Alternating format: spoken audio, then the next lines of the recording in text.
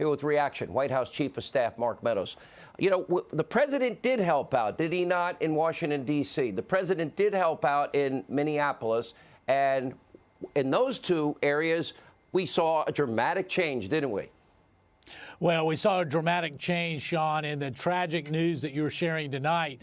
Unfortunately, is going to repeat itself over and over again if we do not get behind our law enforcement, if we do not make sure that we stand up for law and order. And this president is doing exactly that. In fact, he's the only thing that stands between a mob and the American people. You know, first it's the statutes, then it's the businesses, then it's their homes. You know, sadly, we have a loss of life, and yet this president is willing, and not only willing, but has already put forth federal resources to make sure that we can restore law and order. He did that about 10 days ago, not only in D.C., but across the nation. That's the untold story where this president was willing and did indeed provide federal resources in Minneapolis, as you mentioned. Also in Seattle, Portland. When we look at some of these cities, St. Louis, as he goes forward, he's making sure that we have not only the Department of Justice, but the Department of Homeland Security and others to make sure that our communities are safe.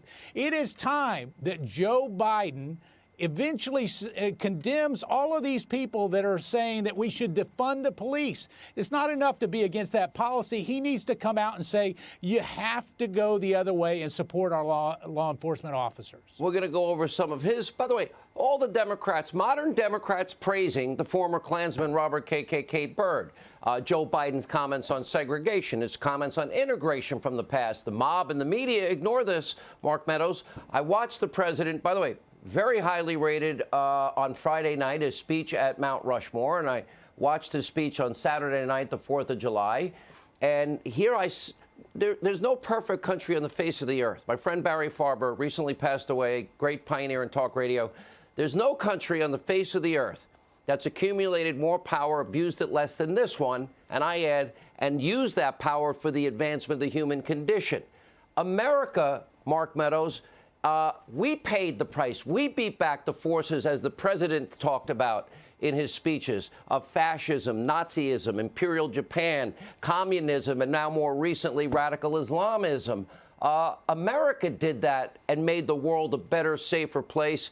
And that's maybe one of the reasons so many people around the world want to come into America, and we're building walls to vet people. Well, you're exactly right, Sean. It was our founding fathers, imperfect men that truly founded this nation on Judeo-Christian values that said what we need to do is form a more perfect union. And indeed, each and every day has been an advancement of that to make sure that not only are we the best country on the face of the globe, but more importantly, we continue to stand up for those values for those who can't speak for themselves. This president has been willing to do that. You mentioned the speech there at Mount Rushmore. Not only was it a historic speech, but he laid out really the difference. Are we going to be for anarchy, or are we going to be for the rule of law and making sure that American citizens feel safe once again in their home? This president's willing to do that. Where is Joe Biden? In his basement. You know, it's amazing. We've seen Joe Biden for 40 years talk a good game. But we've seen no results. 51, no get results. It right. 51, 125 years combined failure, him, Pelosi, and Schumer.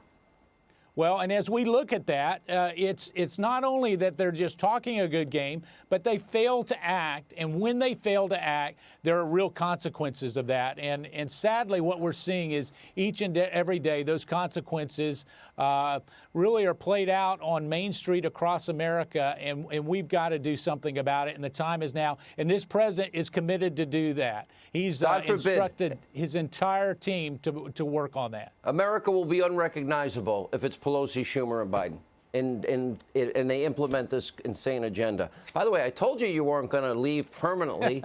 I did twist your arm a little bit on national TV. We're glad to have you where you are. Chief of Staff. Well, it's great to be back. Thanks so much. God bless America.